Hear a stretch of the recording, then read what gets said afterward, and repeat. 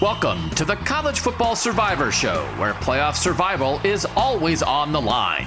Here are your co-hosts, Doug Lesmerises and Shahan Jeharaja.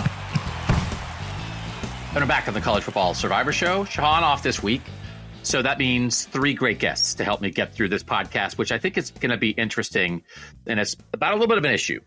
It's about the death of the weak division in the college football playoff era. And we are going to focus on the Big Ten West to talk about that. We're going to have three guests. We have Colten Bartholomew to talk about Wisconsin football from the Wisconsin State Journal. Then we're going to have Zack Carpenter from Inside Nebraska and the Rivals Network to talk about Nebraska football.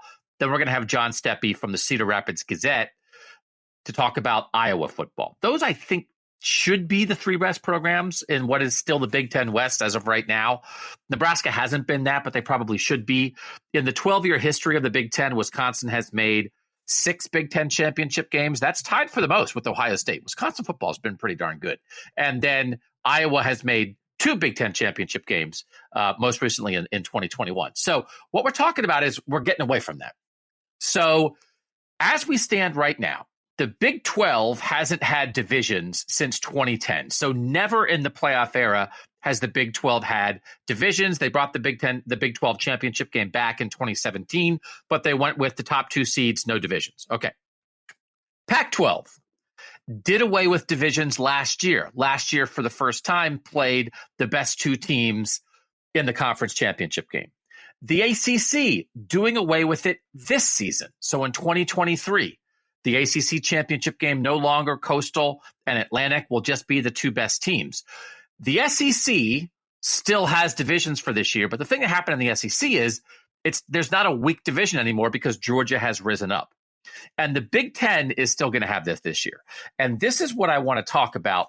What's going to change for those teams who in those weaker divisions in these major conferences had opportunities? Because there has been a clear divide in every conference. In the SEC, for instance, the SEC West with Alabama has been the dominant program in the conference championship games. They've been the dominant division. So in the 31 SEC championship games, the West has won 18 and the East has won 13. However, since Nick Saban got it going, so we'll give Nick Saban a pass in year 1 in 2007.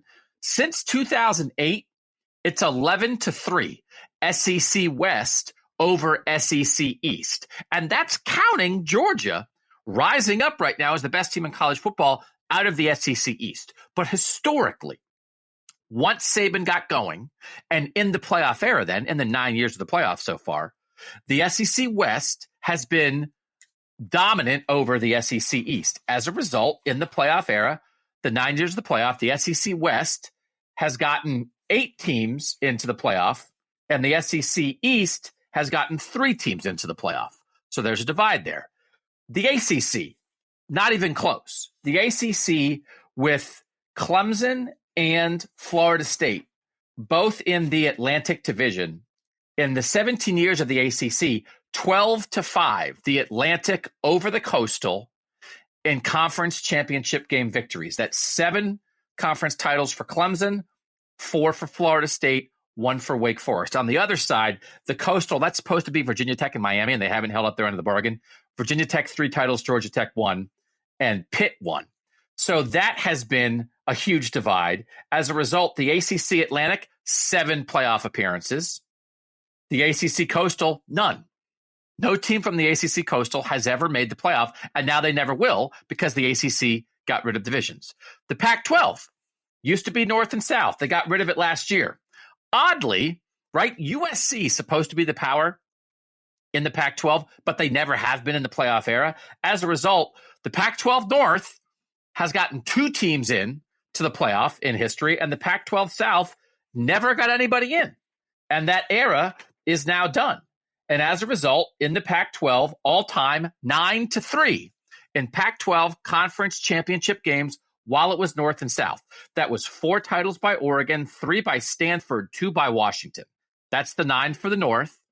And the South was 2 by Utah, 1 by USC. So it was 9-3. Again, imbalance. Okay, the Big 12 never had it. The most unbalanced was the Big Ten. The Big Ten has had 12 years of a conference championship game. For 3 years, they dorked around with legends and leaders, which wasn't a bad idea to not do it geographically. The names annoyed everybody. But then they shifted to East and West. It's 9-0. And never has the Big Ten West had a playoff team. They've never had a team win the Big Ten championship, and they've never had a playoff team. So that breakdown is obviously led by Ohio State coming out of the Big Ten East. And then Michigan has made 2, and Penn State made 1. So overall, the 9 titles in the East, 5 Ohio State, 2 Michigan, 1 Michigan State, 1 Penn State. None for the West. The 9 title games since the Big Ten went East-West, 326 to 145 total score. That's an average score of 36-16. Got off to a bad start when the first one of East-West was 59-0, Ohio State over Wisconsin. 6 of the 9 games, though, were a one-score game in the fourth quarter. So those games were actually competitive, but the Big Ten West could never get over the top. So the result is, in the playoff era, the Big Ten West, Wisconsin, Iowa, Nebraska, Illinois, Purdue, Minnesota, Northwestern, shut out of the playoff. Iowa almost made it to 1 year when Iowa and Michigan State in 2015 was basically a play-in game. They were 4-5. Michigan State won in the last seconds. Michigan State gets in. Big Ten West, no playoff appearances. Pac-12 South, no playoff appearances. ACC Coastal, no playoff appearances. And Georgia, the only team from the SEC East who's done anything. Now, Florida in the pre-playoff era was a power in the SEC East, and that's pre-Saban. That's why it's 18-13. That's why it's as close as it is all time in the SEC. But again, it's 11-3 since Saban got rolling, West over the East. So what we want to talk about here is, in a playoff world, what now happens for these teams who no longer have this divisional goal where you say, okay, well, we don't have to be Ohio State. We don't have to be Alabama. We don't have to be Clemson or Florida State, but we can win our division, and then we can take our shot, hope for an upset in a conference championship game. It feels a little weird for like USC to say, we don't have to be Stanford. We don't have to be Oregon or Washington. It just tells you how weird it's been that USC has fallen off like it has before Lincoln Riley. And that world is going to be gone. So we want to look at these 3 teams right now, Wisconsin, Nebraska, and Iowa. But we want to think about what their future is. Because, for instance, in the Big Ten, I think the Big Ten and the 12-team playoff world that will start in 2024 should plan on having 3 playoff teams more often than not. So that means one of those playoff teams is not going to be in the Big Ten championship game. So you don't have to make the Big Ten championship game, but it's going to be a weird kind of bit of a goal to try to be like the 10th or 11th best team in college football and say, okay, well, maybe USC and Michigan or Ohio State and USC or Penn State and Ohio State or whatever are going to go play in a Big Ten championship game. Because I think the shorthand, I don't think it's unfair. Shorthand of starting in 2024, who do you expect the 4 best teams of the Big Ten to be? Michigan, Ohio State, USC, and then Penn State probably 4th. Those 3 is the top 3, Penn State 4th. And then you get into, can Wisconsin work its way in there? Michigan State as its peak. I don't know if that's where Michigan State is going to be. But those traditional West teams just aren't at that level. So what's their new reality? Do you have to adjust your perception as fans of that team? Do you have to adjust your goals? Do you have to lower your goals? Because that West title, that's a nice banner, Big Ten West champs. Nice to hang. It's going to be hard to hang a banner. It's going to be hard to get to a Big Ten championship game, but it doesn't mean you can't get in the playoff. But we are doing away with this world of unbalanced divisions because everyone's going to go divisionless. We don't know exactly what the SEC is going to do, but the rise of Georgia has kind of made this less relevant right now because it's like, okay, well, one side has Georgia and one side has Alabama. Go at it. So even if when you bring in Texas and Oklahoma, you don't know what that's going to look like exactly. But as long as you have Bama on one side and Georgia on the other, you're going to have some balance there. But the Big 12, it's been gone forever. The ACC, the Pac-12, it's going to be gone. The Big 10, this is the last year of it. And this is the reality. So this is a playoff show. Why are we talking about Wisconsin and Nebraska and Iowa? And it's like, well, maybe we won't be talking about them much more. I don't know. Will they be part of a 12-team conversation? I don't know. But we have to acknowledge what is happening right now for those programs. So we also want to acknowledge that division, if it was going to stay a division in the Big Ten West, would be in flux. Because The Iowa situation with Kirk Ferentz keeping his kid Brian Ferentz, what's happening with that program is at the coming end of an era at Iowa. Maybe that's going to mean that program's in flux. And then meanwhile, Wisconsin has a new head coach in Luke Fickell, and Nebraska has a new head coach in Matt Rule. So there are new beginnings for those two programs right now that are trying. Why do they change coaches? Because they want to be that. I don't think you could tell anybody at Wisconsin, Nebraska right now and say, "Oh, don't even think about the playoff ever again." That's not what those fan bases want to hear. So where are they? Where are Nebraska and Wisconsin as they begin their new futures? And where is Iowa as it winds down what has been certainly a successful Kirk Ferentz era, but feels like it's having a very bumpy end? That's what this podcast is about. It's about the big. Why are you doing a whole Big Ten West podcast? Listen, man, we're trying to. The sport's changing. This is one of the ways in which it's changing. So trying to view this lens of the death of the weak division through the eyes of Wisconsin, Nebraska, and Iowa. That's what we're doing on this version of the College Football Survivor Show. We've wrapped up a lot of spring football. We're going to do that on the other show. This week, we'll have some other teams wrapping up spring football. Everybody's done now. Some teams had their last spring games this past Saturday, so we have some final ones to wrap up. But first, we're going to start off with Wisconsin, then we'll slide right into Nebraska, then we'll slide right into Iowa.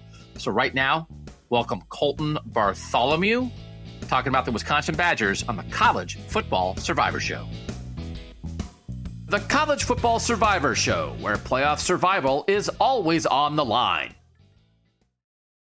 Joined now by Colten Bartholomew, Wisconsin writer for the Wisconsin State Journal. Colten, thank you for joining us here. Fascinated by this merging of what Wisconsin has been offensively so successfully with the historic run game and running backs of Wisconsin, and this new era under Luke Fickell bringing in Phil Longo as the offensive coordinator and Tanner Mordecai as a veteran college quarterback. What did you see this spring in the merging of the historic Wisconsin offense and maybe this new version of the Wisconsin offense?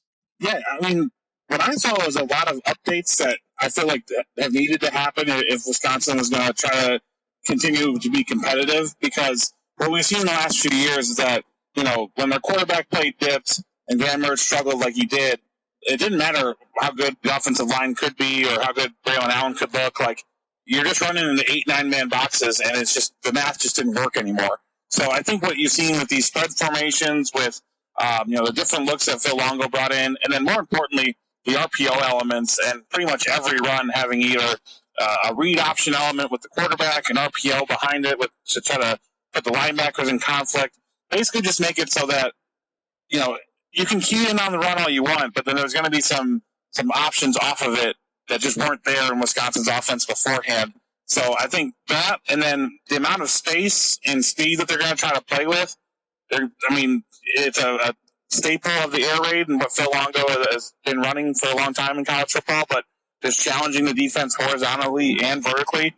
And we saw that all spring with the up-tempo offense, challenging, endurance-wise that way as well. So I think when you blend what they have offensive line, running back-wise, with a lot more space in the box, it's got potential to be really good. They just need the quarterback to play to what we've seen, the better versions of him, and kind of eliminate some of the worst versions of him that we saw in spring practices at times. What did you see from Tanner Mordecai, a guy who started his career at Oklahoma, has been through SMU, sixth year now as a college football player, was a pretty big get in the transfer portal. What's the upside versus what you saw, sort of on a regular basis through 15 practices in the spring? Yeah, so the last week, or second to last week of spring was his worst one, which was kind of weird because it seemed like he was really on a roll first 3-4 weeks of spring practices. Then they had a couple of a stretch of practices that he just wasn't as accurate and wasn't as sharp with his reads and where he was looking. So I think the upside for a guy like Mordecai is he's never played with an offensive line in a running game this good and this established. So I think the fact that he's going to have a defense not looking at him as the kind of number one option every play is going to be a lot different for him when he gets to the fall. So I think that's going to help him a lot. And you see his decision-making, his decisiveness with the RPO game. and just the quick hitches and hooks over the middle of the field that are really a staple of what Longo's trying to do on offense. Because with the amount of space it creates, get the ball in a receiver's hands, hope for a catch and run, and make a big play happen that way. It doesn't have to all be on Mordecai. Like I felt like at times SMU was asking him to kind of carry what they were doing offensively. So I think those are kind of the upside for him. And then when he struggled later on in the spring, it was really the times where I think he was just trying to be a little bit too aggressive, throwing the ball downfield, and maybe the guy was covered and just trying to give his receiver a 50-50 ball. Lost a few of those that turned into interceptions, and then just had a couple of errant throws, especially in the spring game that I know people saw on BTN and everything. A wild weather day in Madison, of course, with some rain, some snow during the spring game. Spring in quotation marks there. But I think that's the stuff that you eliminate from his game, and with some better decision making at that point. I mean, there's a good chance this is what the fans are talking about now, but this could be a Russell Wilson situation where he comes in for a year and kind of lights it on fire. Wisconsin's offensive line, we know what that traditionally means. How good do you think that offensive line should be this year? What'd you see from it this spring? Yeah, I think they should take a step up, because I think what they've had an issue with the last few years is they had 2 or 3 guys that are at a good level, and then another 2 or 3 guys that are trying to take that step up and just weren't able to quite make it. So when you look at, you got a guy like Jack Nelson, who's really kind of the anchor at left tackle, just classic Wisconsin left tackle, where he plays with aggressiveness. He's going to be a second year at tackle after starting his redshirt freshman year at guard. So I think he's got everything you need to be, kind of that prototypical Wisconsin left tackle. And he really adapted well to, the 2-point stance for tackles in this new offense, and then just some of the changes that happens there, playing in more space on the edge. So that's a guy to kind of look out for. They got to replace Joe Tippmann, who went in the second round over the weekend in the draft. So that's kind of an issue. They brought in Jake Renfro, transfer from Cincinnati, who worked with Fickle and a lot of this coaching staff there. So that should be, kind of a plug-and-play replacement there. But the thing that's interesting to me is that both of their guard spots are kind of up in the air, but they have 3 or 4 guys, at least, I would say, at both spots that could reasonably be expected to start on a Saturday right now. So I think there's going to be some healthy competition in the fall. And I think in the last few years, we've seen this offensive line maybe take a little bit of a step back. But with this new system, and with it being a little bit easier to play with more space and create some more running lanes, I think this is going to be an improvement from what we've seen in the last few years from Wisconsin's offensive line.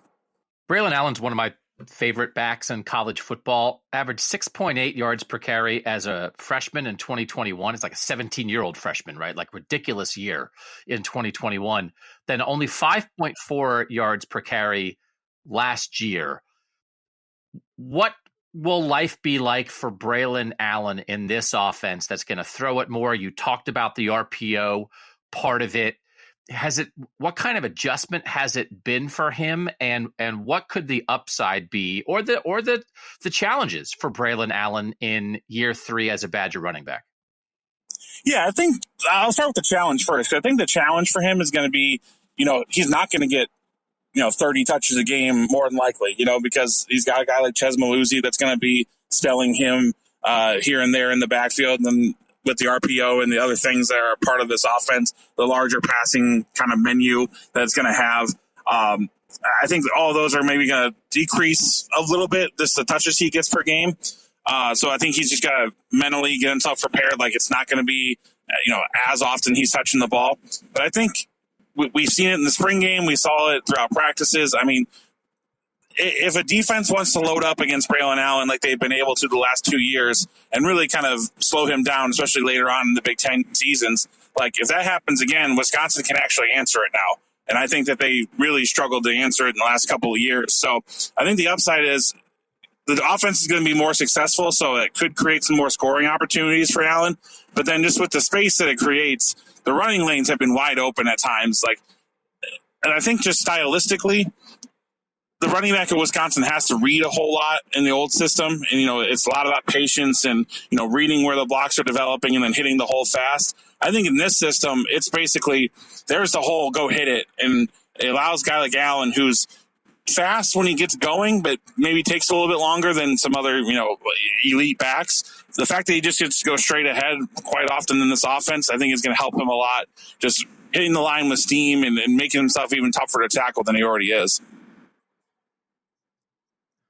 Colten, one of the things I like about your coverage of Wisconsin football is you seem really smart about the X and O's part of the game. When you think about this marriage with what Wisconsin is going to try to do offensively in this new era, what do you think the chances are of you get sort of the best of both worlds, that you get a really effective run game with this new style of passing attack that we haven't seen at Wisconsin before, versus what do you think the chances are that it's not a good marriage and it's clunky offensively this year? Which is more likely? It's a great question, because I think the biggest concern is for this to work long term, you have to continue getting good quarterbacks and getting wide receiver talent that Wisconsin hasn't had before. So obviously this coaching staff went out in the transfer portal and said, let's address both of those, right away. They got Mordecai, like we talked about, who's a sixth-year senior. This is going to be his last year in college. And they got two redshirt freshmen that are really high talent guys, 4 stars out of high school, that both look like they've got a lot of potential. So they might be set up there for a while to sustain this. And then they brought in, CJ Williams, who was a USC transfer, who's been kind of a highlight machine in practice. Bryson Green out of Oklahoma State. He's been injured, hasn't been able to do spring practices, but a guy that's been productive in college already. So that you feel good about that. And then they feel pretty good about the receivers they already had here, that we're getting kind of limited opportunities with the previous offense. So my big question is, how do you sustain it? How do you continue getting receiver talent to come to Madison? Because it's just been a tough draw the last few years, or not last few years, a long time. It's been a tough kind of proposition to get receiver talent into Wisconsin. But I think this offense should be a little bit more exciting to watch and should be a little bit easier to sell to those recruits. But when you look at this season specifically, I think the energy that Fickell and his staff brings and what they're doing stylistically and the talent they have right now, I think we've got a larger chance of having it all work, and the schedule helps. I think outside of playing Ohio State, they've got an easier draw with some of their crossover games. So I think that's going to help too. But I think it's got a better chance of succeeding and all kind of fitting this year. And the question is, how do you do it again without a Braylon Allen? Because I think this is going to be his last year in college. And, can the next crop of quarterbacks come in and be as poised and as good as Mordecai looks like he can be? So I think the bigger question is sustaining, but I think this year they'll be pretty set, and I think it's going to be a pretty good season at Madison. Luke Fickell is a defensive coach. Wisconsin historically has a good defense, 19th in the Football Outsiders defensive rankings last year, second the year before that. What you saw this spring, Colten, should this be a very good defense again for Wisconsin, or are there some challenges there? I think it'll be good, very good. We'll see. The cornerback unit is very thin. They've been attacking this second transfer portal window pretty hard, trying to find some more experience and some better depth to come in at the cornerback spot. They had 3 outgoing transfers, probably guys that weren't going to play, but just, again, affects your depth and guys that have been in the program already a little bit. So I think that's the biggest concern on defense right now. When I watch practice, I don't think they have a true nose guard. They lost Keanu Benton, who was a second-round pick over the weekend as well. That's going to be a tough guy to replace anyway, and I don't think they were expecting anybody to come in and be as productive as he was. But I don't think from watching that they got what they wanted to out of the nose guards that they've been playing already. So I think the big question there is, can you move a defensive end like Isaiah Mullins, who's an Ohio product, a big dude who's played a ton of games for Wisconsin and back for his last season of college? Can he move inside and play nose in the times that they have a 3-down lineman set? Or do you just kind of lean more on the nickel and sub packages and go with 2 down linemen and rely on your linebackers? I think that's going to be a big question for this defense. But stylistically, what Fickell and Mike Tressel are doing, just with the variation of the front and just kind of like the crazy looks that they'll present in offensive line, the way I keep describing it is that Jim Leonard liked to keep his 2-4-5 looking the same pre-snap and then confuse offenses once the snap happened with different blitzers or guys dropping off. This defense is more like, let's confuse them before the snap even happens and then we'll send guys from all different areas. So it's definitely a change of pace in terms of how it looks and how Wisconsin's going to run their defense, but I think that they've got the talent to be pretty effective right away. So, Colten, this last 10 months for Wisconsin football fans, you go from firing a guy in Paul Chryst, who's a former Badger player, had a lot of success at Wisconsin as an assistant, then as a head coach. Do you think Jim Leonard's the interim coach? He's another Badger legend, a great defensive coordinator. People think, okay, he's going to get the head coaching job. He doesn't. And then you bring in Luke Fickell as an outsider. What's it been like for the fan base? And are they all in on Luke Fickell and the new staff at this point? Or are they really going to wait and see here when you flush out two guys that Wisconsin fans were very, very familiar with, even if the last couple of years of Paul Chryst weren't up to the Wisconsin standard? Yeah, that's a great question. I think you can't move on from a Chryst and especially a Leonard without being able to then hire a guy like Luke Fickell, because I think that was the sentiment of a lot of people, in late November when the move actually happened, was like, well, who are we going to get instead of Jim Leonard? Luke Fickell wasn't on anybody's radar. They played that so close to the vest. Like him turning down Notre Dame and other places in the last 3-4 years of his stint at Cincinnati, it just didn't even seem like possible to a lot of people that Fickell would be interested in Wisconsin. So I think the fact that it was a guy that's already established himself and took a group of 5 team to the playoff, it's hard to deny his bona fides and his ability to be a successful head coach. So I think I would say about 90 to 95% buy-in. I know there are still some diehards that Jim Leonard being a program legend and one of the best players to ever play here, there's still some hurt feelings there a little bit, but I think there's a lot of excitement for what this coaching staff brings. And really the way that Fickell came in, having the experience at Ohio State of being passed over through an interim position back in 2011, he's been through it all before. He knew all the right things to say and the respect to give to the coaches that were here and the traditions and the culture of the program already. I think that's one thing that he's done really well to maybe win over some fans that were a little bit hesitant, because just the way that he immediately appreciated what Wisconsin was and where maybe some of the deficiencies were that he could immediately inject some life. Like, I think he just did everything you can right in the first 6 to 8 months of the job. And he says it all the time, like, they're still in the honeymoon phase. All that's going to matter is if they can win some games in the fall. But I think when you talk about the energy that they've brought and injected some life into the recruiting and the outreach and social media, things of that nature that maybe had slipped a little bit under the past regime, like, they're in a better place right now than they were a few months ago. So I think that's helped a lot, getting fans to be won over, and we'll see what happens in the fall if they can win some games and keep that going. But right now they're in a better spot. Colten, we know the history of Wisconsin football between 2009 and 2019, 8 out of 11 years with double-figure wins, has been the best program in the Big Ten West, but the last 3 years did not finish in the top 25. It's why Paul Chryst lost his job. What can Wisconsin football get back to, Colten? And this is a program that has been in Big Ten championship games, have gone to Big Ten championship games with playoff aspirations, went there undefeated one year in the top 4. Can Wisconsin football get back to the peak of what it was, in the best of the Brett Bielema era and the best of the Paul Chryst era? Is that right there for Luke Fickell and the staff? I would say it's possible. I'm not going to sit here and predict it, just because I think the Big Ten as a whole has gotten better from then. I mean, obviously Ohio State and Michigan are still right there at the top, but you look at what Penn State's doing recruiting-wise and how they're looking on the field, like they're not going to be an easy out for anybody. Wisconsin's lost to Minnesota the last 2 years. I know that burns Wisconsin fans very deeply, but they've got to be able to kind of reestablish themselves on this side, and a team that whatever the schedule looks like in the future, like, they're going to continue playing Minnesota. They know that. So I don't know if they can ever get back to rattling off Big Ten championships or kind of at that height, but I think they'll be back in the mix of West winner or whatever it looks like in the future. But like in Indianapolis, pretty frequently playing for these games, because it was that 2019 season where they played really well in the first half against Ohio State, then ended up losing that game.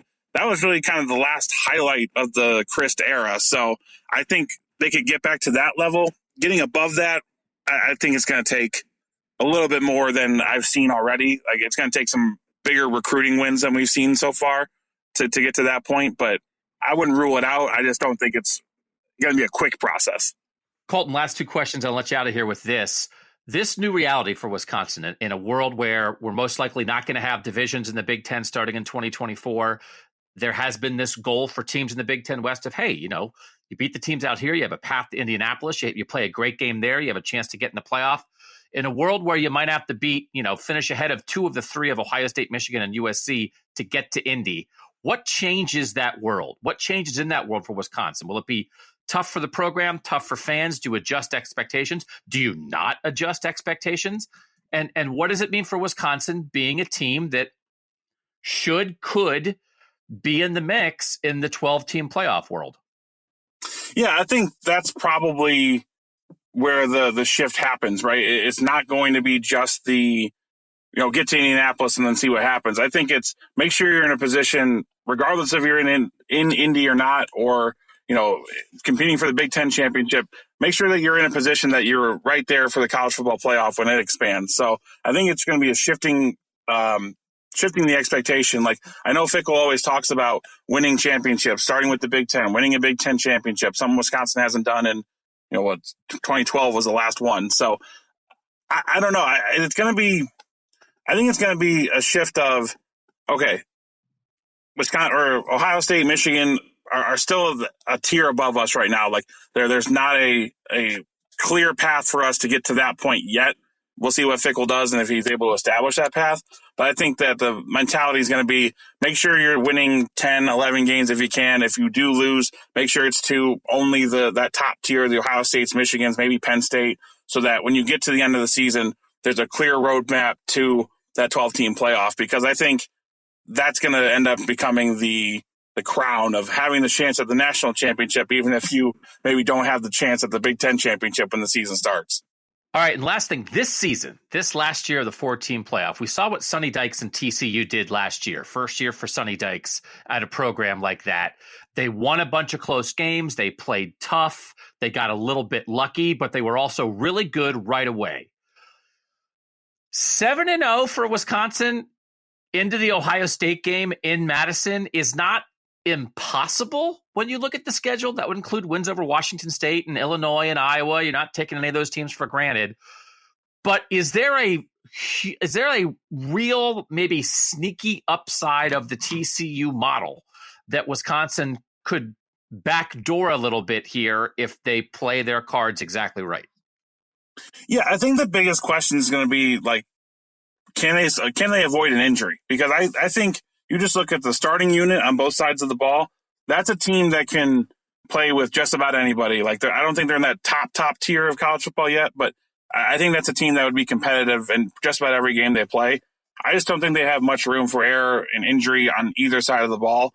And that's really what I think in college football separates that top tier and everybody else, is that, those top teams can lose somebody and still be able to plug and play and replace them. I don't think Wisconsin's there yet depth-wise.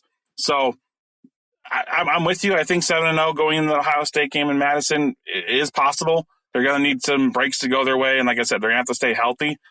I just don't see it happening quite to the point this season where they're, having a miracle run like you mentioned with TCU, unless something happens here in the summer transfer season where they really solidify some of these spots like I mentioned before, like corner and, other places. But I think this is going to be a good season in Madison and a good, get back on the right direction and on the upslope. I just don't think it's going to be, ending in college football playoff like we're talking about.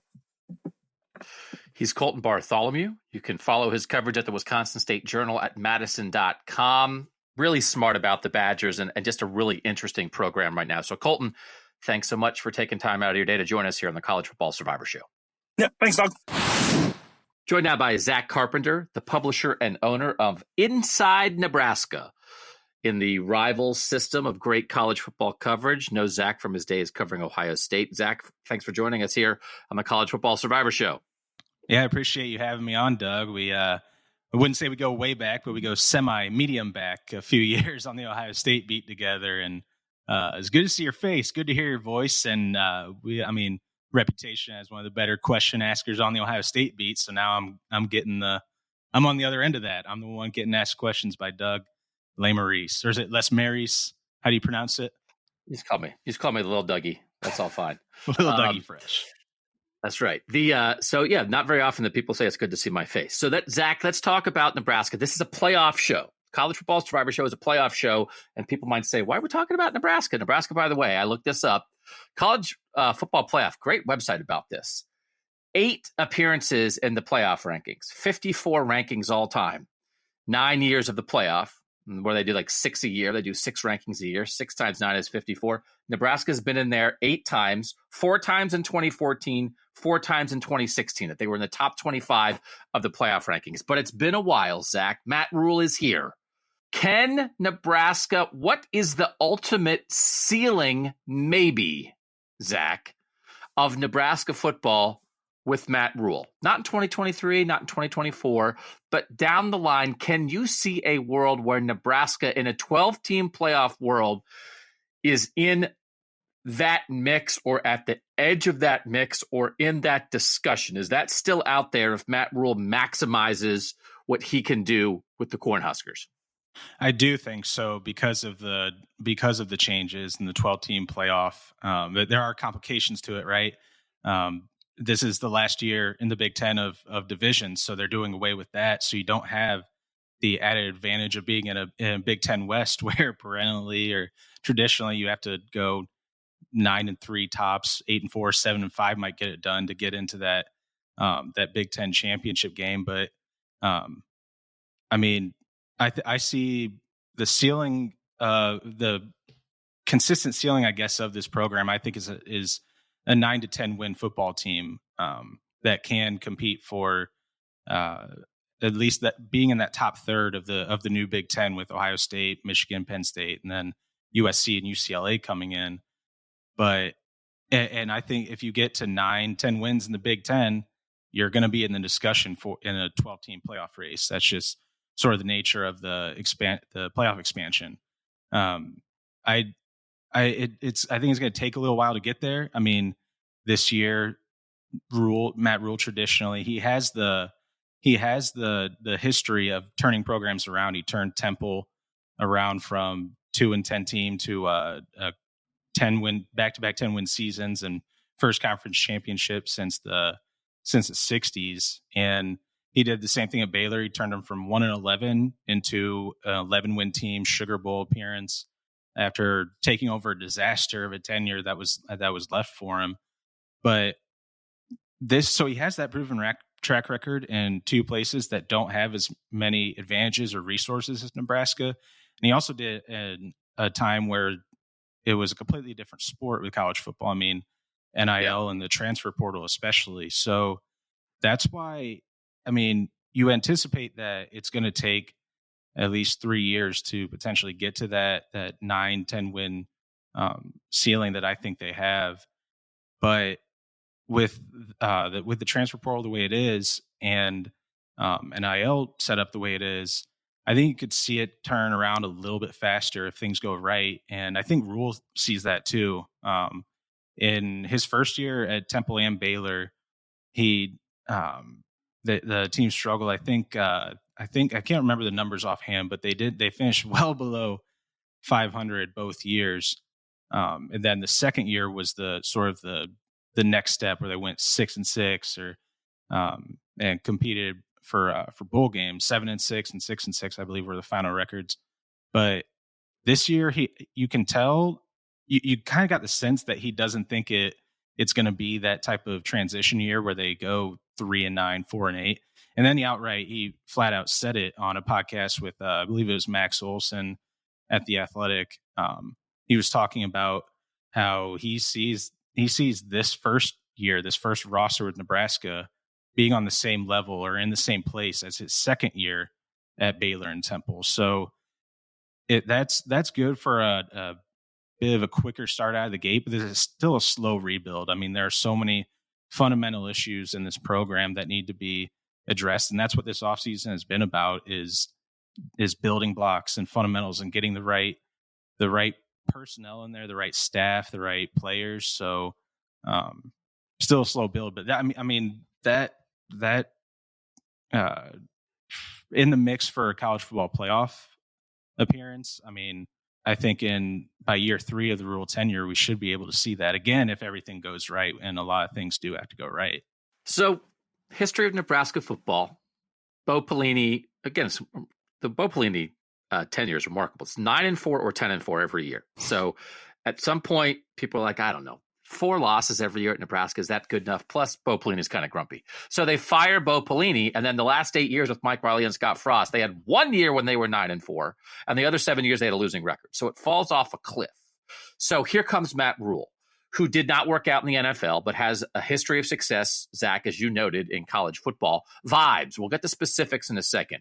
Vibes from the fan base. There you are at the rival site at Nebraska. You're hearing from fans. You're interacting with fans. This is a ravenous college football fan base. How they feeling about Matt Rule? And it's just weird, Zach, because Scott Frost was the perfect ultimate guy. He was Jim Harbaugh. He was coming home. I'm the guy coming back to save my school. It was the perfect hire, and it bombed. So how have people, what have the fans been like this spring, embracing their first look at the Matt Rule version of Nebraska? Yeah, well, first off, it was interesting being on this side of things. It was a 77-day national coaching search. It was an absolute marathon of a coaching search where every day in the message board and Twitter streets, it was just trench warfare. It was every day a new candidate's named as the number one guy, or this guy is the lead. They're almost at a deal with this guy. Deion Sanders was the number one candidate, and less than an hour later, that was debunked by Deion himself. So the Rule was one of the many guys that was listed.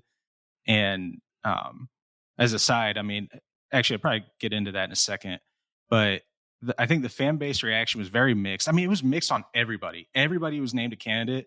You would have 50% of the fans saying, oh, this would be a good hire, and here's why. And then the others saying this would be a disaster.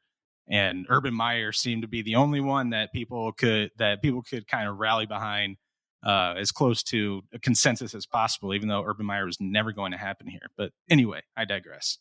Rule, I think there was a knock on him that he didn't like recruiting, or that because he didn't work out in the NFL, that was for some reason going to be a hindrance to him working out in college. And there are all these different things of, he can't win the big games.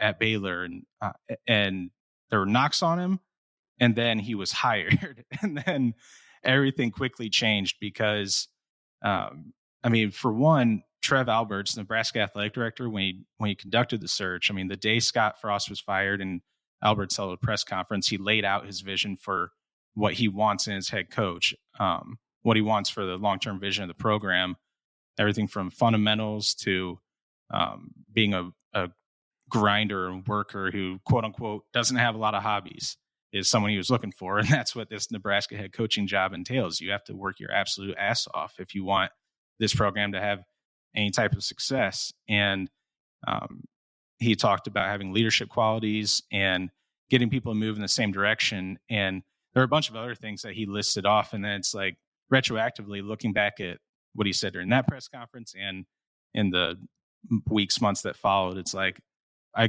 guess we should have known Rule was the number one candidate based on how everything's played out here over the last few months, because the fan base has overwhelmingly, in all caps, bought into Rule and fallen in love with the guy, because he's not just saying the right things, he's doing the right things. And when he does say the right things, you're not looking at how he says it, because he's the son of a preacher. He can be a good salesman and good orator, because he is, but it's not how he says the things he's saying, it's what he's saying. The two questionable moves, I think his two most questionable moves of the December-January period were keeping the offensive line coach here, who, after Nebraska's offensive line was the worst or second worst in the Big Ten last year. And then his explanations for why, it's like, okay, actually that makes sense. Then he hired a 24-year-old wide receivers coach who's never held a position coach before, and then he explains that away. And it's like, okay, I get it. Like, whether you believe in it or not is up to you.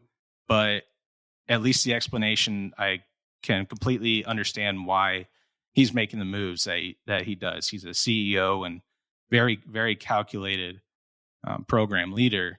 And on top of all that, on top of doing the right things, going into high schools, like they hit as many Nebraska high schools as they possibly could, even if there's no chance that that school is ever going to produce anything more than a preferred walk-on spot, which is something that the previous staff did not do. And they've mended relationships between Nebraska and the high schools in this state, and they've built those relationships.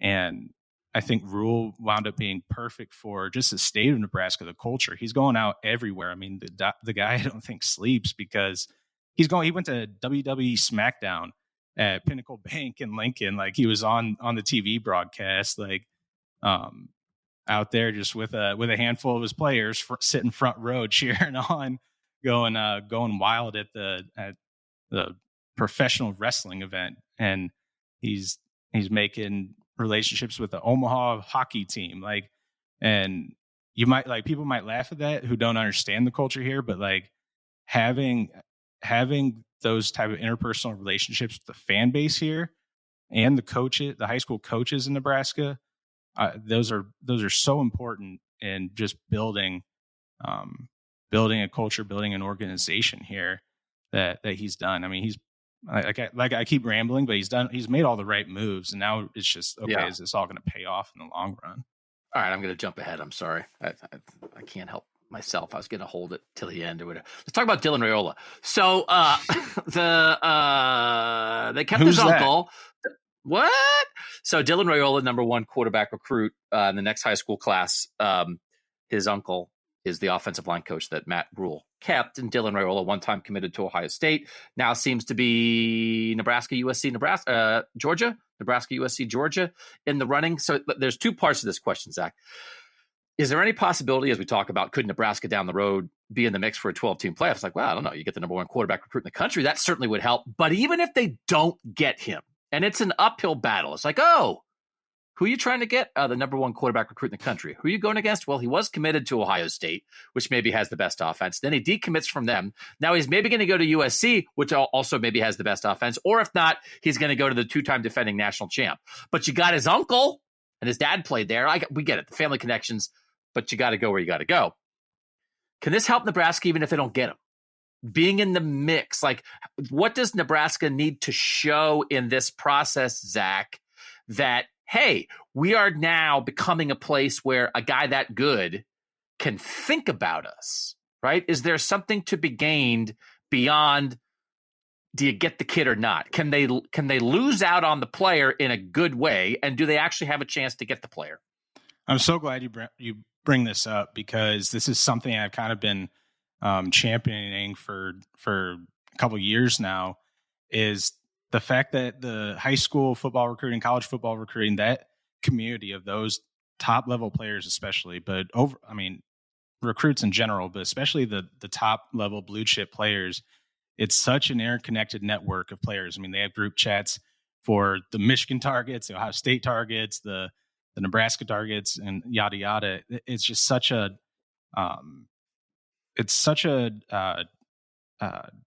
word of mouth community. If you bring in a player and you recruit him the right way and you show him from inside out what your program is like on recruiting visits and just from a relationship building process, going to visit their high schools. I mean, I said this at South Carolina when I covered South Carolina recruiting, and Jaden Davis, he was then the number one quarterback in the country, and there was no way he was ever going to South Carolina, but he went on visits there. He built relationships with that coaching staff, and he would tell this is just one example of one player, one recruit, and he would tell other guys in his class, like, yeah, actually South Carolina's doing a pretty good job, like they blah blah blah.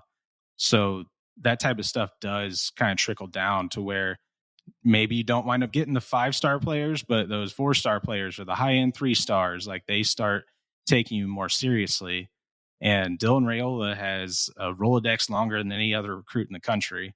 Number 1 overall player, number 1 quarterback. And I mean, we already saw it play out when he visited in March. He visited for the March 24, 26 weekend for Nebraska's first like padded physical practice.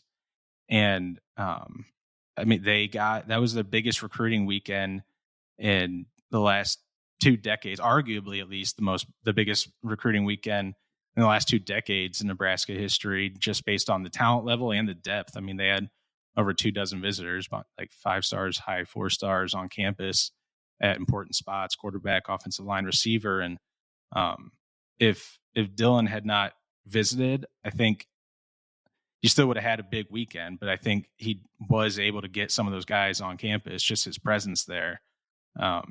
So I do think being in the mix does do them a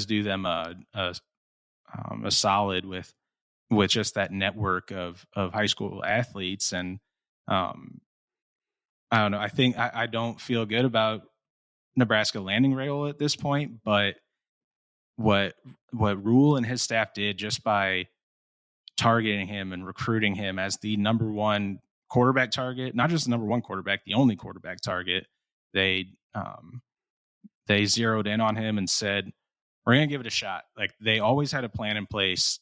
No matter how this goes, maybe we don't get him. We probably don't get him, but why the hell would we not go after a guy of this caliber, like generational quarterback talent with potential to be an all-time great in the NFL, let alone, I mean, not even just talking about the college level. So, and then you add in the family connections of being a Husker legacy. He's not just the son of a Nebraska football player. He's the son of a Nebraska All-American who won national championships here and has a jersey or his number up in the rafters inside Memorial Stadium.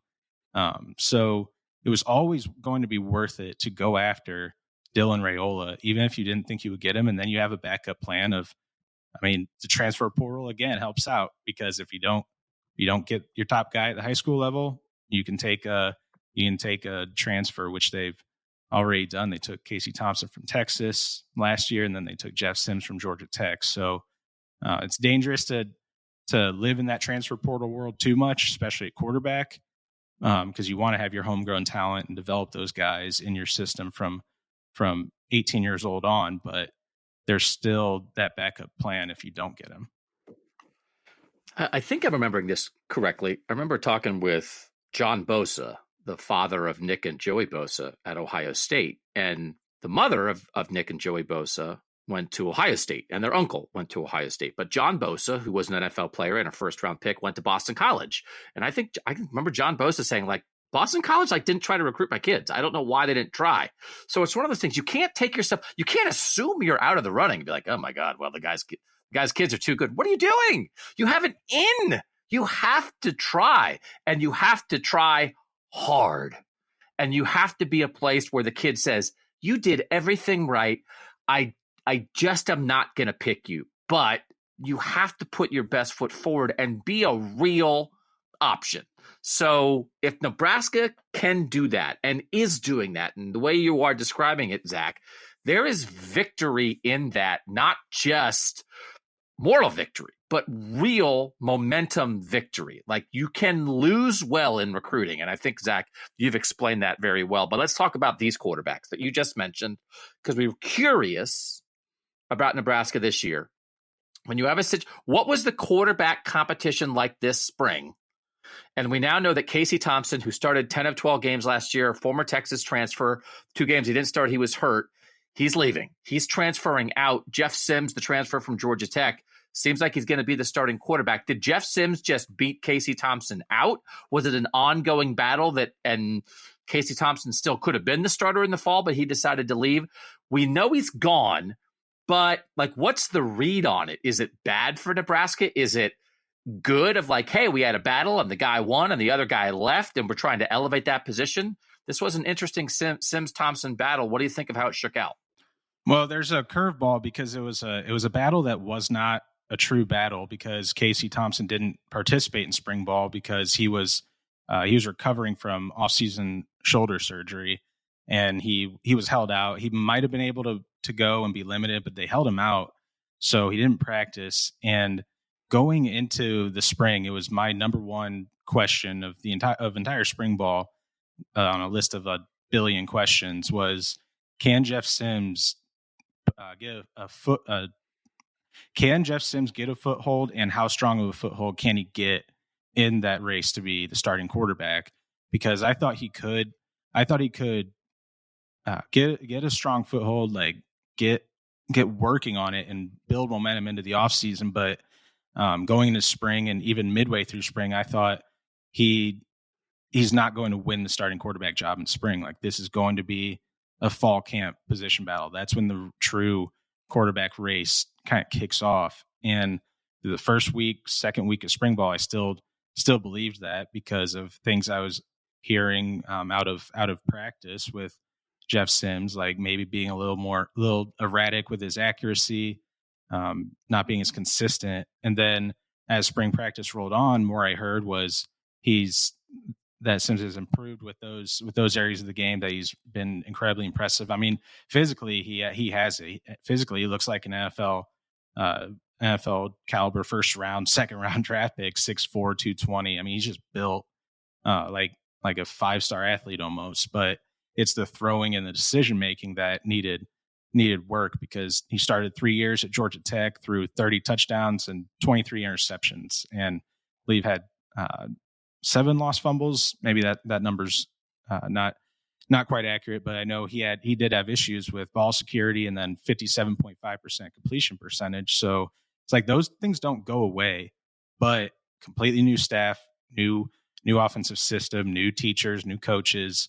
And I think they were throwing so many things at him early on. You're installing a new offensive system from Marcus Satterfield, which has been notoriously more complex than most offensive coordinator systems or most offenses in college football. You saw that with Spencer Rattler struggling going from Oklahoma to South Carolina, where Satterfield was the OC. But as spring practice rolled along, it became more and more obvious that Sims was the more talented quarterback, or the more talented physical athlete.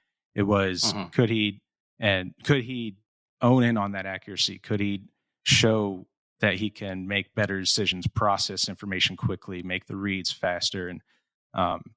And evidently that bore out. And Casey Thompson, he's awesome football mind, very cerebral, works his absolute tail off. Like, the work ethic was never in question. The football mind, football IQ was never in question. It was just physically, you have Jeff Sims at 6'4", 220, Casey Thompson at 6 foot, around 200, a little over, I think it's 205 is what he's listed at.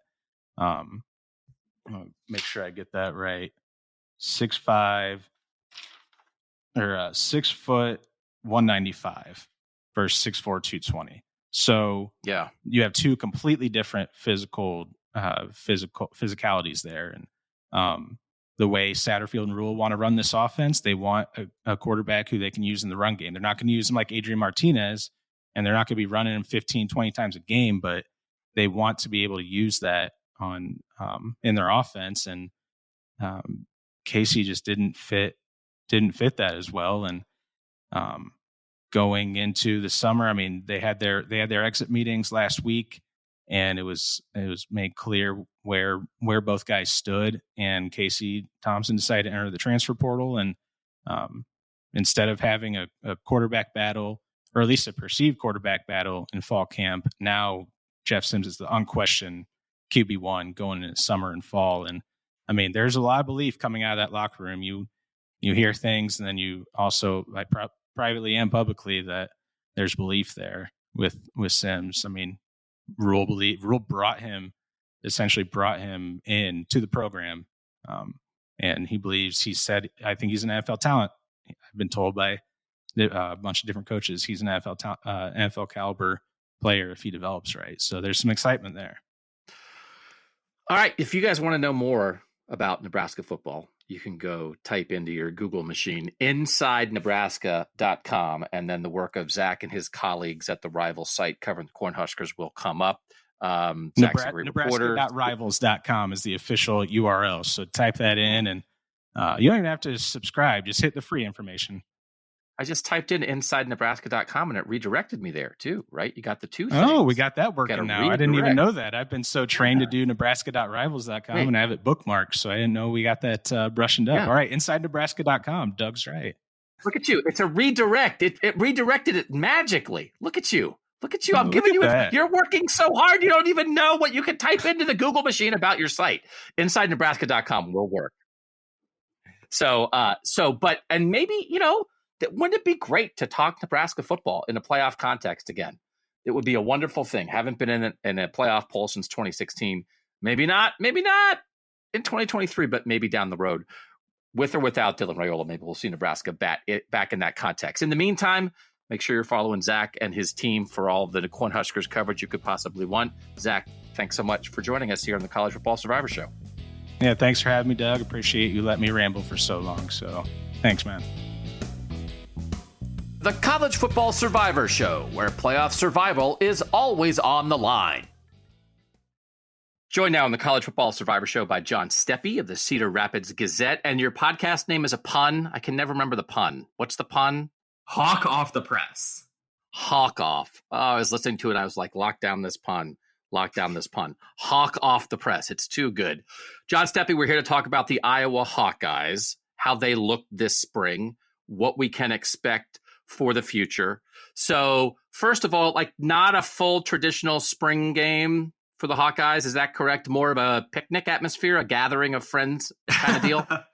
Yes, very much a practice more than a game.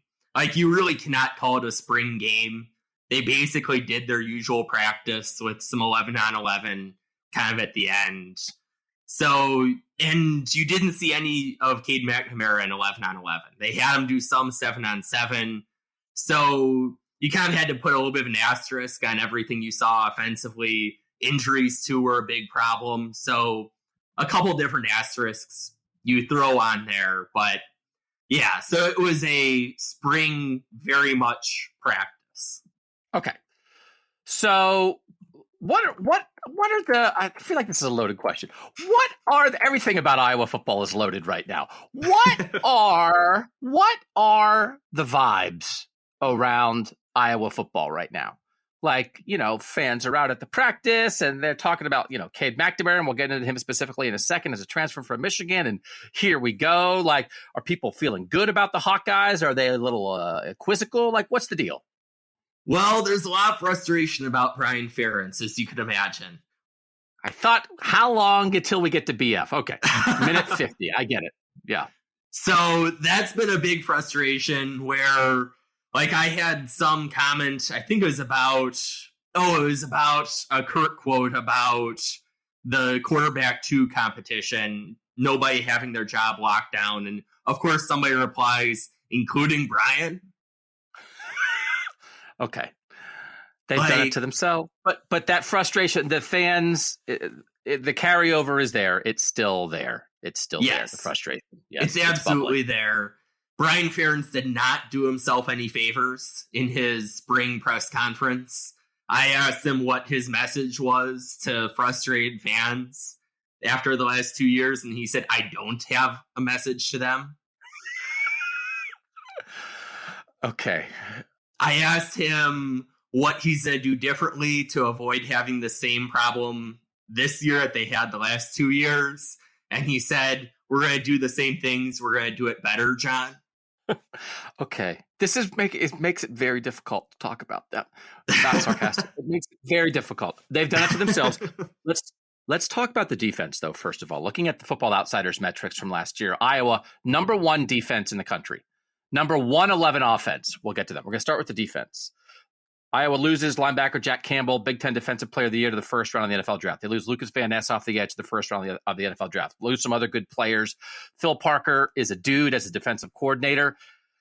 How good should this Iowa defense be this season? What did you see from the Iowa defense this spring? Is there a next round of guys ready to step up and fill in for some of these absolutely stud, outstanding defenders that the Hawkeyes are losing? I'll start with the defensive line. That could be a position that, despite losing Lucas Van Ness, number 13 overall pick, I don't think is going to skip a beat. this year. They really have a lot of depth. You have a guy like Deontay Craig, who did not get a ton of recognition. He had 6.5 sacks, 10 tackles for loss, no all Big Ten honors. He's somebody that was a sophomore last year, could make a big jump this coming year. You've got guys like Aaron Graves, who was a spectacular high school athlete, who probably would have gotten a lot more recruiting attention had he not committed to Iowa so early. He's a guy who can really rise up inside. You've got 3 out of 4 returners, or 3 out of 4 starters returning, with Noah Shannon taking his COVID year, Joe Evans taking his COVID year, Logan Lee has his senior year. So you have a lot of experience there. They can rotate a lot of guys in and out again this year. So that's me a position really of strength. Linebackers me a little more of a question. You can't just lose Jack Campbell and not really skip a beat when you just look at how dominant of a player he was. He was Big Ten Defensive Player of the Year. The Cleveland.com poll that you guys put together predicted that. So, as expected, was tremendous last year. They get Nick Jackson coming in from the transfer portal from Virginia. That's about as good as you can get in terms of trying to replace Jack Campbell, but there's only one Jack Campbell. You have some older guys who just haven't had opportunities behind Campbell, Benson, Justin Jacobs before, but at the end of the day, that is going to be a position where you see some new faces for sure. Last year, they went in with 3 linebackers on the Butkus Award preseason watch list when they essentially run a 4-2-5. So just let that sink in about how good that linebacking group was last year. They won't quite be at that point this year. Defensive back, you feel pretty good about that first team.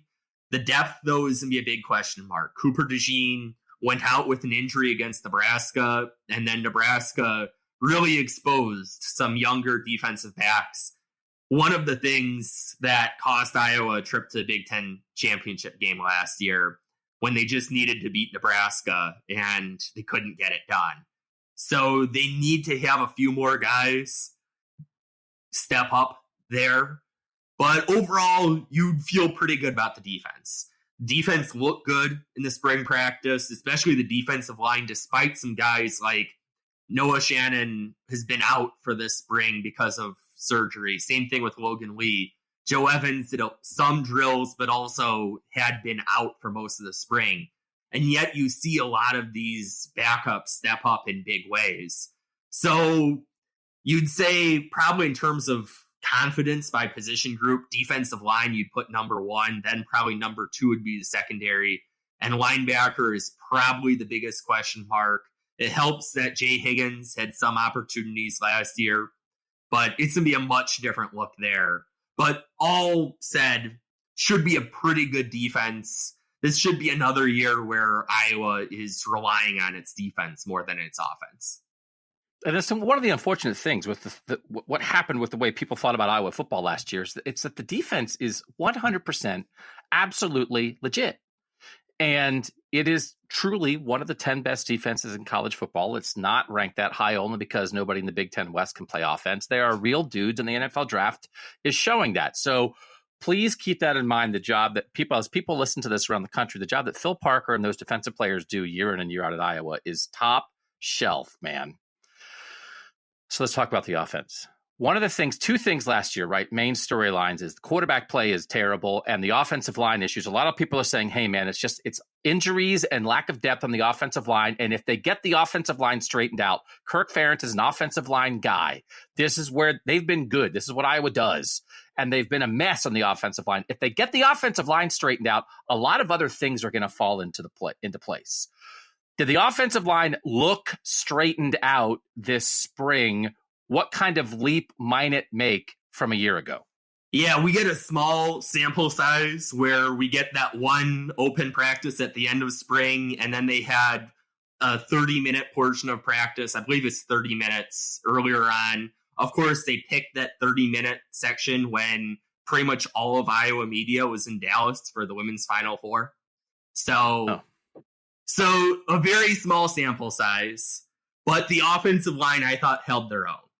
They have some injuries there, so I wasn't sure what to expect from them because they have guys like Connor Colby, Mason Richmond, who were out. So they were a little thin up there, but I thought they held their own, where it isn't necessarily dominant, but you probably weren't expecting them to be dominant against that Iowa defensive line, but they weren't the reason for things going awry.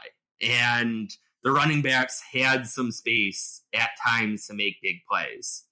So I'd say a step in the right direction. Is that enough of a step for the fall? We have to wait and see. It'll be interesting. It's really a position where they need that developmental time, and having these injuries really rack up in the spring was not helpful for that. So we'll see what happens with that. Dejon Parker is a guy who transferred from a D2 school, was going to go to Virginia, flipped his commitment to Iowa. He really could have benefited from these 15 spring practices. He gets hurt in like first or second practice of spring.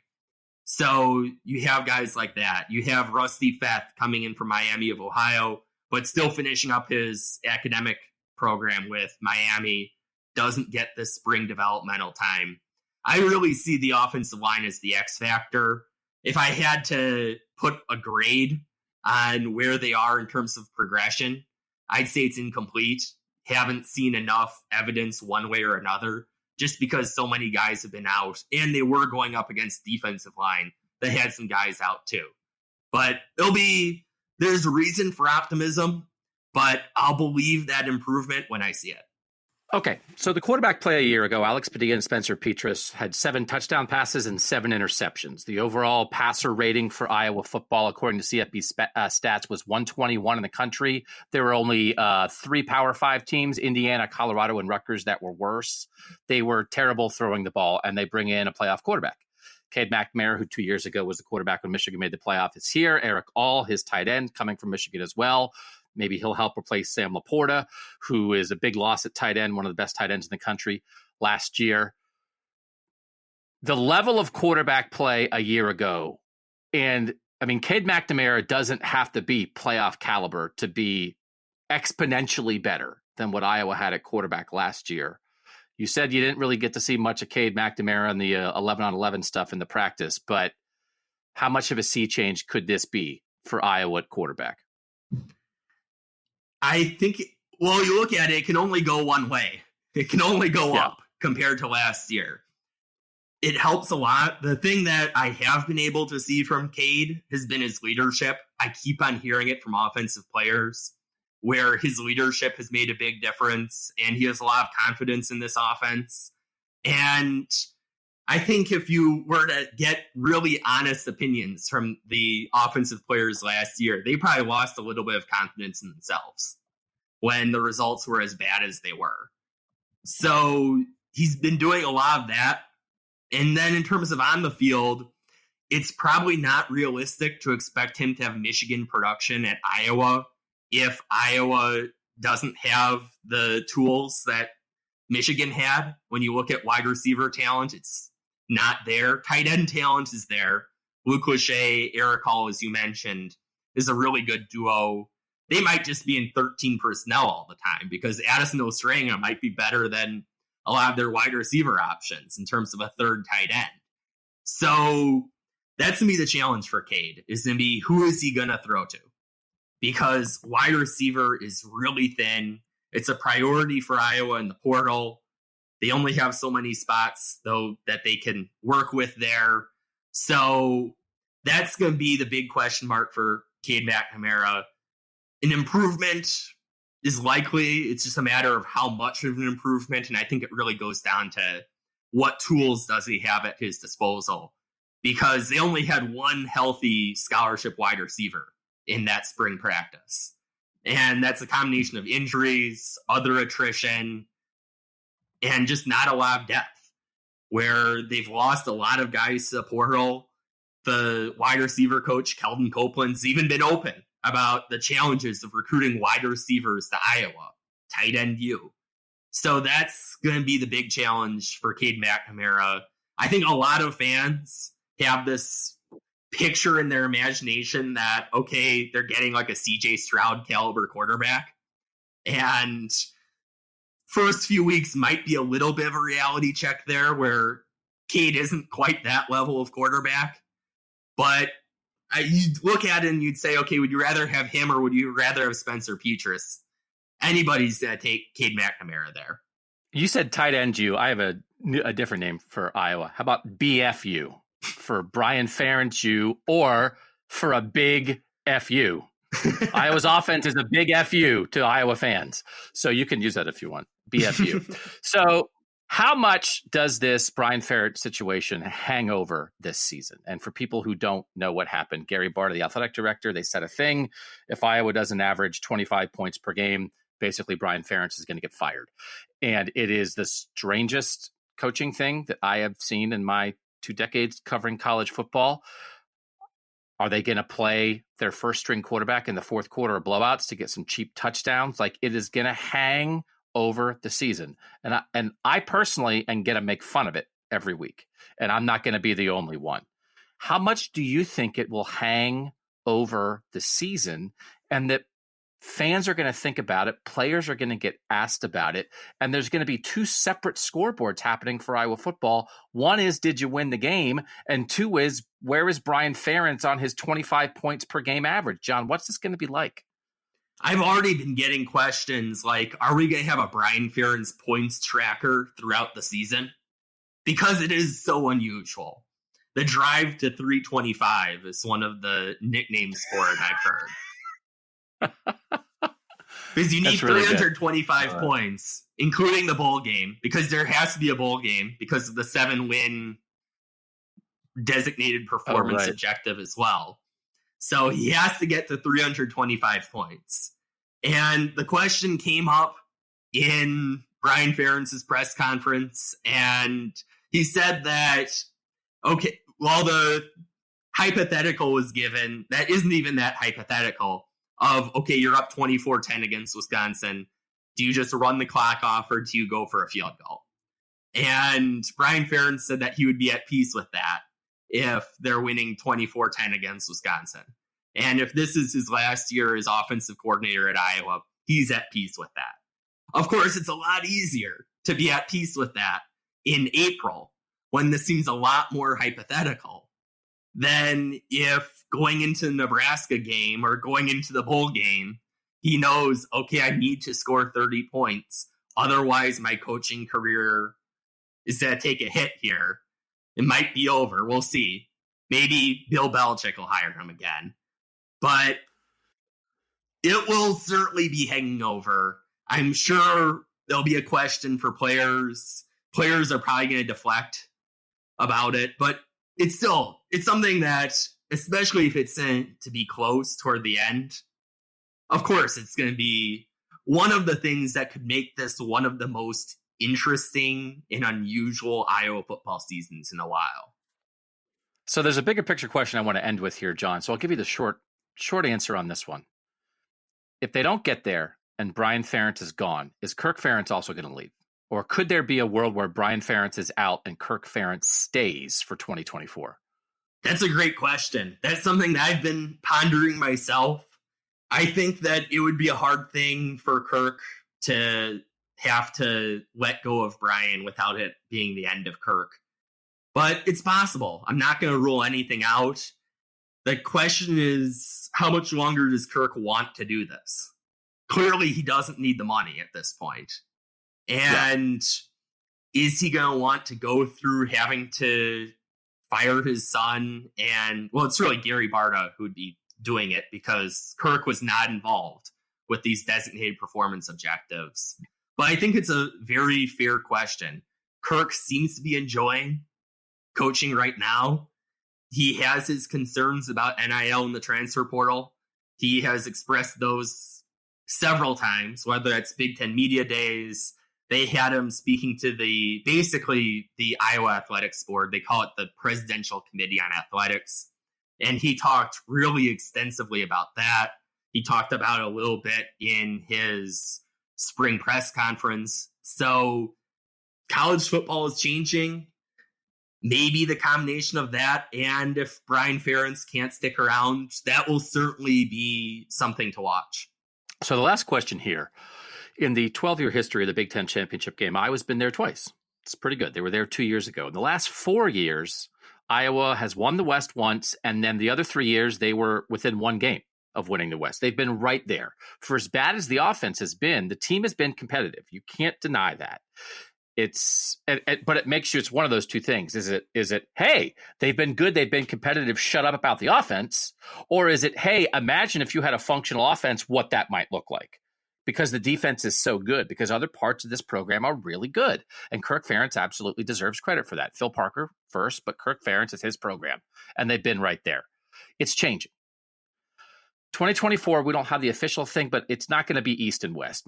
Everyone is assuming there's going to be no divisions. And you're going to be in a world where, and this is the last vestige of a weaker division in a conference, because in 2023, Pac-12 is two best teams, Big 12 is two best teams, ACC is two best teams for its conference championship game, and the SEC, they have divisions, but there's Georgia in one division and Alabama and LSU in the other. So the Big Ten West is the last place where a mediocre team potentially can make a championship game. For Iowa, that they've succeeded in their bubble, their Big Ten created bubble, where it doesn't matter if you're not as good as Ohio State and Michigan and Penn State, because that's not what you're doing, and that's not the expectation. Getting to the Big Ten championship game is a great feat and a victory in and of itself, and it should be. You get to hang a banner. There's banners, right? Do they have Big Ten West banners? Oh, yes. They have the Music City Bowl banner, even from the year that the Music City Bowl was canceled. Although the banners are technically down because they're redoing the turf after spring, but the banners will be up for absolutely every bowl, every division championship. You name it, there's a bowl or there's a banner in the football facility. And banners are great. You earn your banner. Congratulations on your banners. In 2024, when to get to the Big Ten championship game, you've got to be better than two of the three of Ohio State, Michigan, and USC. And then throw Penn State in there and throw in Michigan State when Michigan State peaks, and then throw in, it's not that there's no good teams in the West, but the West is going to be dead.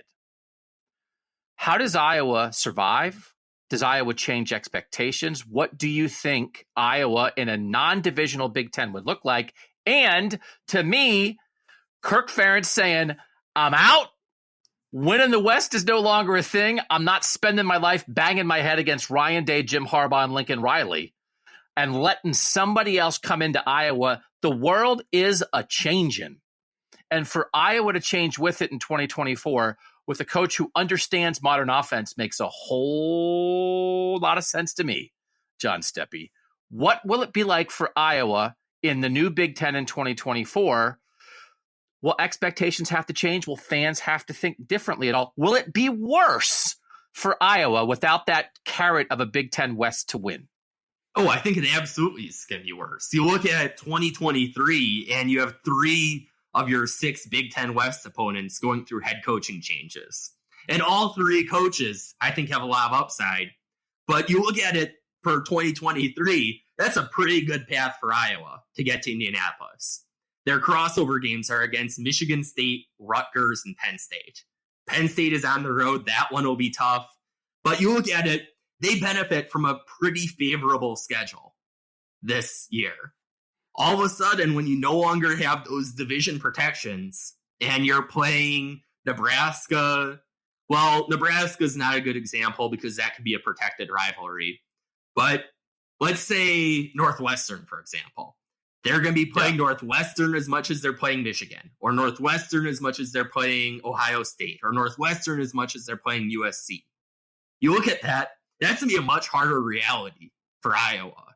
And I think fans will have to adjust their expectations because Iowa has not shown the ability in recent years to really be in the mix with the Michigans, with the Ohio States.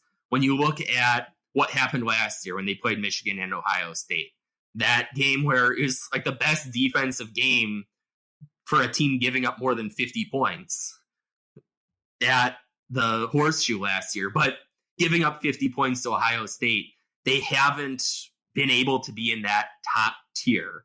And I think it will be a lot harder when you don't have the benefit of what's been, frankly, a really bad division the last few years in terms of at least the top. where some of the worst teams are probably more competitive in the West than in the East. But you look at that top of the division, Wisconsin's been down, Nebraska, everyone thinks is going to be the reincarnation every year, and then we've yet to see it. So it will absolutely be harder. And if you're Iowa, the path to Indianapolis is going to be a lot harder. The path to New Year's Six Bowls, I think, is going to be a lot harder because your schedule, just looking at 2023 to 2024, whenever that 2024 schedule comes out, that's going to be like night and day difference right there. Why are we talking about Iowa on a playoff show? It's because if you're a fan of the playoff race, you should also be a fan of the Brian Ferentz watch this year. It will be fascinating to watch. And we have to acknowledge that Iowa, in its own way, has been at the edge of the playoff discussion at times. They played a play-in game for the playoff in 2015 against Michigan State in the Big Ten championship game. This is not a program that's been an afterthought. They've been there. It's just going to get exceedingly more difficult for Iowa to be there. Last answer, when it's over. And my guess is, if I had to guess, my guess is Kirk Ferentz is not Iowa's head coach in 2024. You don't have to guess on that. But when Kirk Ferentz is gone, do you have a name for the next Iowa coach? And is it LeVar Woods, the special teams coach? A lot of fans would like LeVar Woods. I think at some point in LeVar Woods' career, he will be the Iowa head coach. The question is just going to be, does Gary Barta or whoever is athletic director at that point? I will include that caveat because Gary Barta's contract does end in 2024. He has not exactly been winning over public opinion in the state. You've had politicians from both sides of the aisle basically calling for Barta's head. Isn't it nice when our politicians can agree on something? What a wonderful thing for Iowa sports to bring people together like this. Yes, one of the few bipartisan things, in Iowa is not liking Gary Barta, apparently. So whoever the athletic director is, when that time comes, Barta's contract expires June 30th, 2024, but he has not signaled any interest in retiring so far. So does that person want someone with prior head coaching experience? And that's going to be the determining factor with whether LeVar Woods gets it right away or not. If this was a conversation 5 years ago, I'd say Mark Stoops would be pretty much at the top of that list. Stoops has a really strong connection to Iowa, having played there. When the Citrus Bowl matchup was announced in 2022 for the game in 2023, Stoops spoke really at length about his love for Iowa. And okay, if that position were to come open, that would be a tempting thing for Mark Stoops. But right now, he's got that pretty long-term deal in Kentucky. He's 55 years old, so maybe age-wise, if this is a conversation in 2024, okay, maybe he can give you a good chunk of time there. So he'd be an interesting name. I think Brett Bielema would be interested. He's an Iowa grad. He has a Tiger Hawk tattoo even. So for those that don't know, Tiger Hawk is the Iowa logo. So you have a lot of coaches who I think would be interested in that job, a lot of coaches with Iowa connections. But LeVar Woods certainly would be a strong candidate. He has all the traits you're looking for in a head coach. His special teams units have been outstanding. The attention to detail, where I hear from people about how good Iowa is in holding and how they're one of the best teams in the country in holding. And just that attention to detail has really shown with special teams. So LeVar should certainly be a strong candidate. It's really going to depend on, okay, does Mark Stoops leave Kentucky? Does the athletic director want somebody with head coaching experience? I'm not saying it's going to go south this year for Iowa. I'm just saying it could go south for Iowa football this year. And if it does go south, I'd wipe them out. No Brian, no Kirk, no Gary.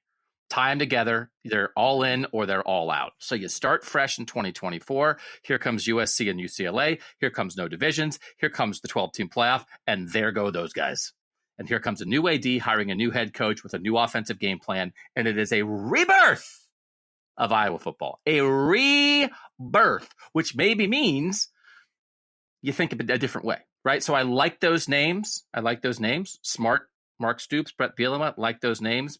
I like LeVar Woods too. So we'll see where that goes. That's a lot of Iowa talk for a playoff show. But We're all going to be watching the drive for 325 here on the College Football Survivor Show. John Steppe, thanks as always for your time. What's the name again? Go Hawk yourself. What's the podcast again? Hawk it up. Say it again. Hawk off the press. You were close. Hawk off. Go Hawk yourself also would work if you're ever looking for a name change. I'll consider that. I'll consider that. And also BFU is also there for you for the taking. All right, John Steppe from the Cedar Rapids Gazette. Go read his coverage of the Hawkeyes. Follow the drive for 325 this year. And that'll do it for this edition of the College Football Survivor Show. I want to thank all of our guests, Colten Bartholomew talking about Wisconsin, Zack Carpenter talking about Nebraska, and John Steppe talking about Iowa. Shahan will be back soon, but I think the other pod this week, we're going to have some Oregon talk. We're going to have some Notre Dame talk. I think that's the plan as we continue to sort of round up these last few national title contenders that we have not talked about in spring football. And I'm aware of the fact that I have been trumpeting Michigan, and we have not done Michigan spring football roundup because Michigan got done so early. So I think we will, I'm almost guaranteeing that we'll double back and do something with Michigan here before we completely get out of the spring football window, because we need to talk about the Wolverines. But for now, we appreciate you guys making us part of your college football fandom. I'm Doug Lesmerises, and that was the College Football Survivor Show. The College Football Survivor Show, where playoff survival is always on the line.